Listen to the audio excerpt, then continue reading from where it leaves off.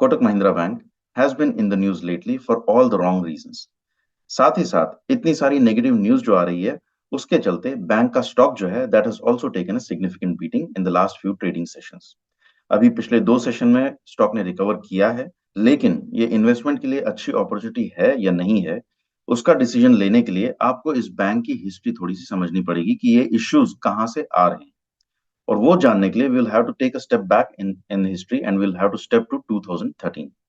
2013 में आरबीआई ने एक गाइडलाइन निकाली थी, और उस गाइडलाइन के हिसाब से प्राइवेट सेक्टर बैंक्स जो हैं, उनमें promoters holding could not be more than 15%। उस टाइम पे कोटक महिंद्रा बैंक के जो प्रमोटर हैं मिस्टर उदय कोटक, उनकी होल्डिंग 15% से कहीं ज्यादा थी, और वो अपनी इस होल्डिंग को रिड्यूस नहीं करना चाहते थे। As a result, together with many other private sector banks, उनने आरबीआई की इस रूलिंग को अपील किया।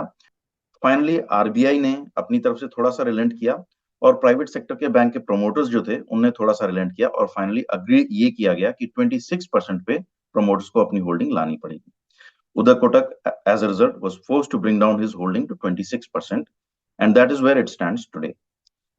लेकिन इसके बाद ही कुछ ही सालों बाद 2017-18 में बहुत सारे प्राइवेट सेक्टर बैंक्स को चैलेंजेस फेस करने लगे, जिसमें आपको लक्ष्मी निवास बैंक, यस बैंक और इन सारे बैंक्स के नाम आपको याद होगा, न्यूज में आने लगे। एज अ रिजल्ट आरबीआई ने एक नई रूलिंग बनाई कि despite promoters holding the highest shareholding in many banks, they would not be allowed to stay at the top positions like CEO and MDA for a long term. उसका reason ये था, logic ये था RBI की तरफ से, कि अगर सबसे बड़े share holders decision making authorities की पोजीशंस पे भी रहेंगे, तो उनका जो इंटरेस्ट है that will not be in line with the banks interest over the long. Logic ये है कि हमेशा जब बड़े शेयर होल्डर्स बैंक को ड्राइव करते हैं, तो अपने प्रॉफिट का ज्यादा सोचने लगते हैं बजाय बैंक के। और इसी के चलते ये नई रूलिंग आई। As a result, Uday Kotak had to step down last year from his position of MD and CEO. He is still on the board of the bank, but he is not on any decision making authority. जब भी ऐसी situation किसी भी company के साथ आती है कि उसका सबसे बड़ा शेयर होल्डर जो है वो is forced to step down, तो वो कंट्रोल छोड़ने नहीं देना चाहते। और उदय कोटक ने भी कुछ कुछ ऐसा ही एक खेल खेला, और खेल ये खेला उनने कि बजाय किसी एक इंसान को सीईओ बनाने के, उनने जॉइंट सीईओ का रोल क्रिएट किया, और उसमें 2 लोगों को अपॉइंट कर दिया, जिसमें 2 अलग अलग जॉइंट सीईओ थे। एक है मिस्टर वासवानी, और दूसरे हैं कोटक महिंद्रा बैंक के long term veteran mister MD Manian. ये दोनों जॉइंट सीईओ थे, और ये अभी कुछ टाइम पहले ही अनाउंस हुए थे।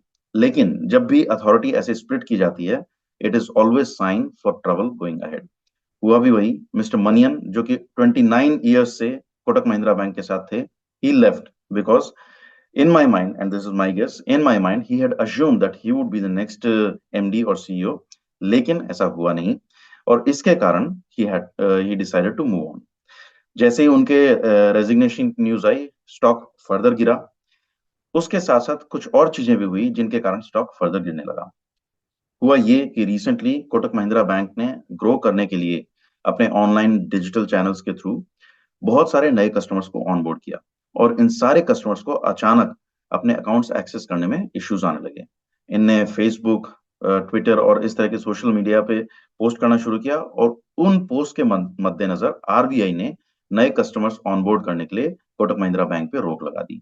जैसे ही ये न्यूज आई, स्टॉक एकदम फ्री फॉल से नीचे गिरने लगा, and that is exactly where the stock is right now. उसके बाद bank has made promises that they will invest in its IT infrastructure to accommodate the new customers etcetera. लेकिन इन सब चीजों के चलते, do you think it's a good investment opportunity और not? That is for you to decide. Bank के fundamentals जो है वो अभी भी स्ट्रांग हैं। Bank is reasonably sized, it's one of the biggest banks in India. तो मुझे ऐसा नहीं लगता कि बैंक के कोलैप्स होने का कोई चांस है, या बैंक के नेगेटिव परफॉर्मेंस का कोई चांस है। However, स्टॉक जो है that is very different from the performance of the bank. Stock जो है वो मार्केट के सेंटिमेंट पे चलता है। मुझे ऐसा लगता है the stock is likely to fall a bit more, but that will turn this into a very good opportunity. नीचे गिरने का रीजन ये है कि बैंक का जो अभी करंट बोर्ड है और एग्जीक्यूटिव बॉडी है, उसमें बहुत सारे लोग जो हैं they have either recently retired और they are going to retire. और बहुत सारे लोग जो नए यहाँ अभी बैंक के एग्जीक्यूटिव बॉडी में ऐड हुए हैं, they don't have sufficient experience of working in the bank, they are not insiders. तो स्टेबलाइज होने में बैंक को थोड़ा सा टाइम लगेगा।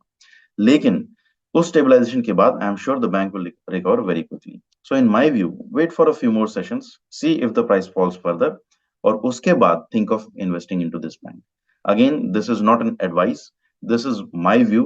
Please make your own judgement based on your fundamental analysis of bank. अगर वीडियो अच्छा लगा तो please like, share and subscribe.